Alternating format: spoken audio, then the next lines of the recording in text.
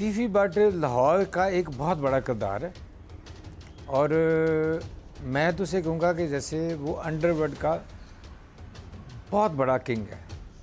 पाकिस्तान में अंडरवर्ल्ड में बहुत से कम लोग हैं जिनका लोगों को पता है। तीफी भट्ट जो है ना, उसमें सबसे बड़ा किरदार था। ऐसा क्या किया तीफी भट्ट? मतलब कि जो बंदा इंटरनेशनल माफिया को डील करता हो, जो बाहर रह के यहाँ ग्रुप्स को मैनेज करके काम करवाता हो, उससे बड़ा कौन डॉन हो सकता है? उसी को डॉन कहते हैं। मतलब कि जिसकी शुरू हो के आम सा ताजर हो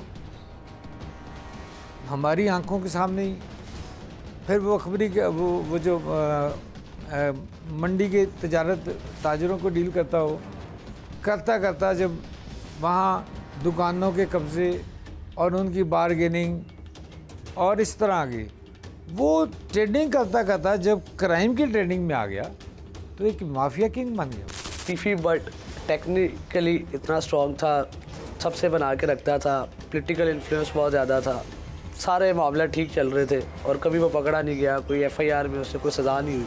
तो फिर एकदम तीफी भट्ट पुलिस मुकाबले में कैसे खलाक हो गया? गोगी भट्ट और तीफी भट्ट उस वक़्त जब अमीर बलाज टीपू का मर्डर होता है, उसके बाद इनके नाम ज़्यादा हाईलाइट हो गए। अमीर बलाज टीपू एक यंगस्टर था और उस वक़्त उसके यूथ ने, मैंने देखा सोशल मीडिया में और उसके जनाजे पे भी इतनी उसको सपोर्ट थी, हमदर्दी सिंपैथी वोट उसके साथ था, क्योंकि अमीर बलाज टीपू का कोई पॉलिटिकल बैकग्राउंड तो सामने आया ही नहीं था।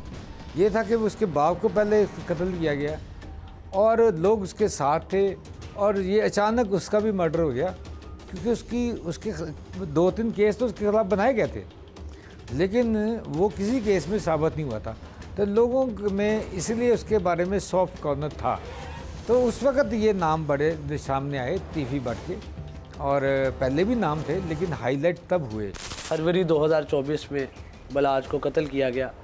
तो उससे पहले बलाज ये प्लान कर चुका था कि वो तीफी भट्ट को और गोगी भट्ट को मरवा देगा इलेक्शन के बाद, लेकिन जैसे इलेक्शन ख़त्म हुए तो बलाज को मुबैना तौर पर मरवा दिया गया। हल्कों से ये एक थॉट सामने आई है।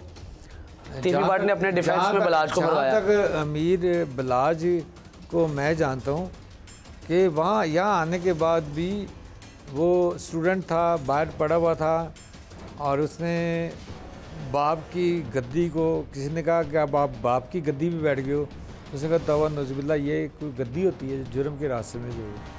फिर ये कि उसका कारोबारी जो है, कारोबारी आज भी उसके जितने बड़े अफगानिस्तान तक उनकी ट्रांसपोर्ट आज भी चलती है और जितना बड़े ट्रांसपोर्टर हैं, जितनी इनकम है, आप उनको थ्रू टैक्स वेरीफाई कर सकते हैं कि उनके पास इतने पैसे कहाँ से आए।